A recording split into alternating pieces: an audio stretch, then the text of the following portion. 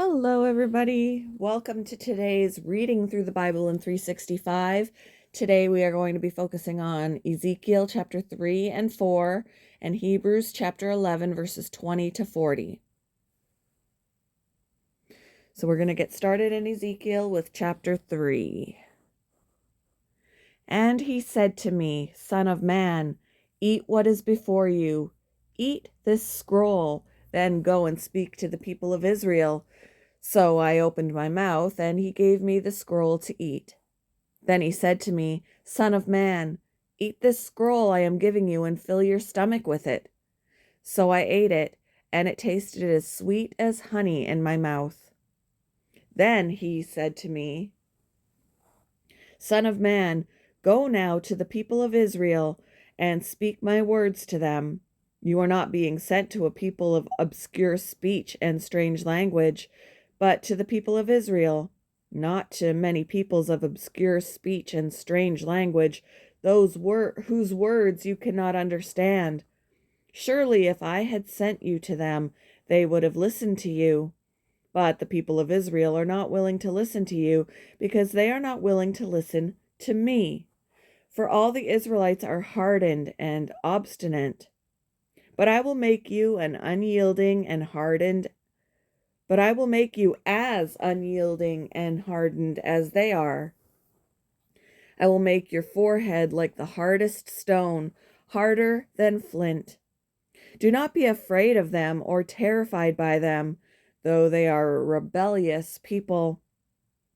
And he said to me, Son of man, listen carefully and take to heart all the words I speak to you. Go now to your people in exile and speak to them. Say to them, This is what the sovereign Lord says, whether they listen or fail to listen. Then the Spirit lifted me up, and I heard behind me a loud rumbling sound as the glory of the Lord rose from the place where it was standing. It was the sound of the wings of the living creatures brushing against each other, and the sound of the wheels beside them, a loud, rumbling sound. The Spirit then lifted me up and took me away, and I went in bitterness and in the anger of my spirit, with the strong hand of the Lord on me.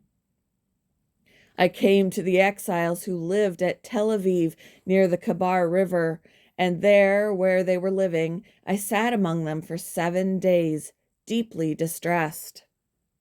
At the end of 7 days, the word of the Lord came to me, Son of man, I have made you a watchman for the people of Israel. So hear the word I speak and give them warning from me. When I say to a wicked person, You will surely die, and you do not warn them or speak out to dissuade them from their evil ways in order to save their life, that wicked person will die for their sin, and I will hold you accountable for their blood.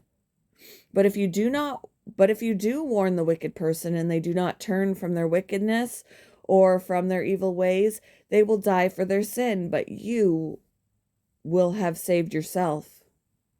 Again, when a righteous person turns from their righteousness and does evil, and I put a stumbling block before them, they will die.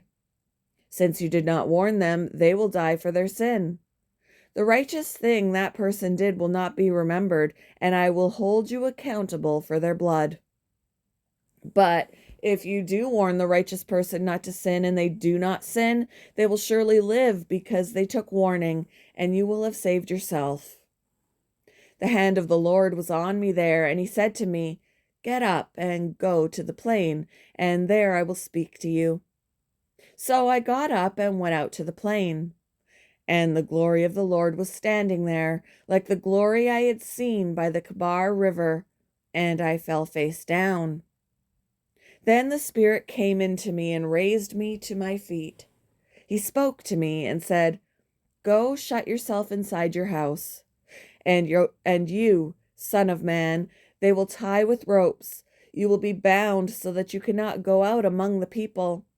I will make your tongue stick to the roof of your mouth so that you will be silent and unable to rebuke them, for they are a rebellious people. But when I speak to you, I will open your mouth, and you shall say to them, This is what the sovereign Lord says. Whoever will listen, let them listen, and whoever will refuse, let them refuse, for they are a rebellious people. Chapter 4. Now, son of man, take a block of clay, put it in front of you, and draw the city of Jerusalem on it.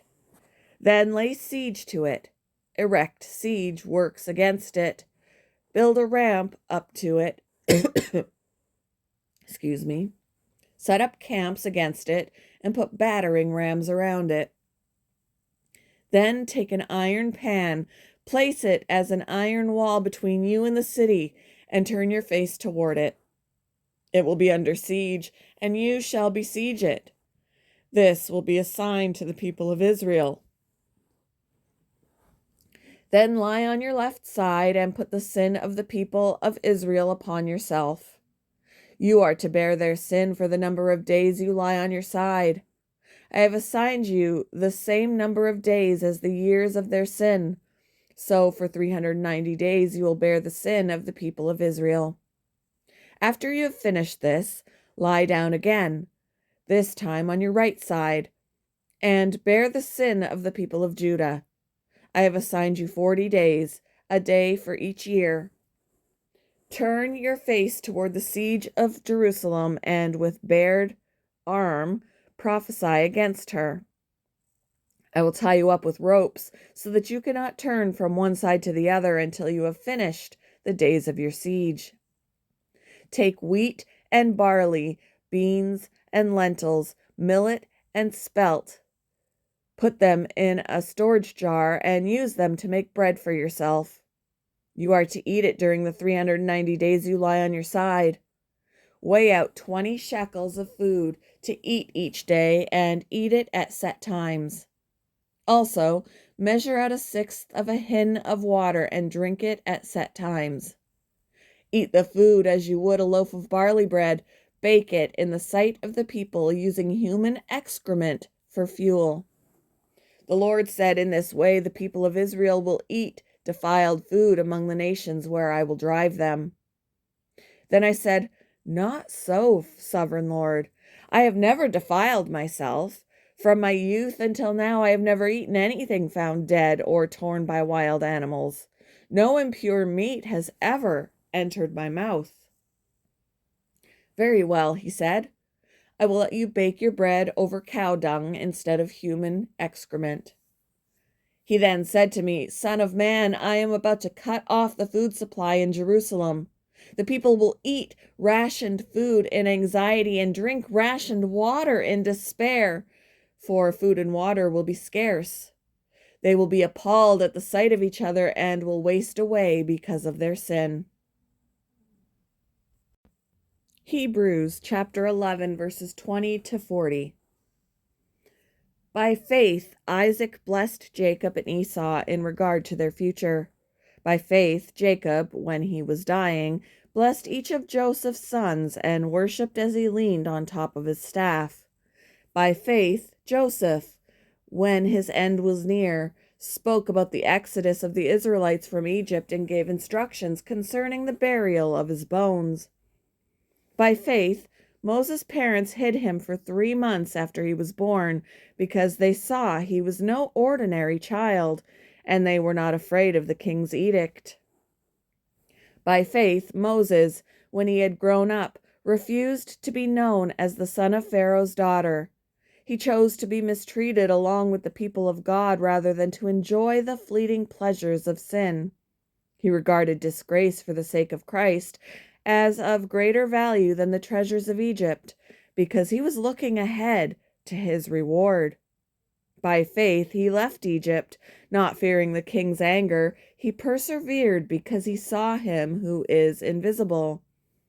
By faith he kept the Passover and the application of blood, so that the destroyer of the firstborn would not touch the firstborn of Israel. By faith, the people passed through the Red Sea as on dry land, but when the Egyptians tried to do so, they were drowned. By faith, the walls of Jericho fell, after the army had marched around them for 7 days. By faith, The prostitute Rahab, because she welcomed the spies, was not killed with those who were disobedient. And what more shall I say? I do not have time to tell about Gideon, Barak, Samson, and Jephthah, about David and Samuel and the prophets, who through faith conquered kingdoms, administered justice, and gained what was promised, who shut the mouths of lions, quenched the fury of the flames, and escaped the edge of the sword, whose weakness was turned to strength, and who became powerful in battle and routed foreign armies. Women received back their dead, raised to life again. There were others who were tortured, refusing to be released so that they might gain an even better resurrection. Some faced jeers and flogging and even chains and imprisonment. They were put to death by stoning.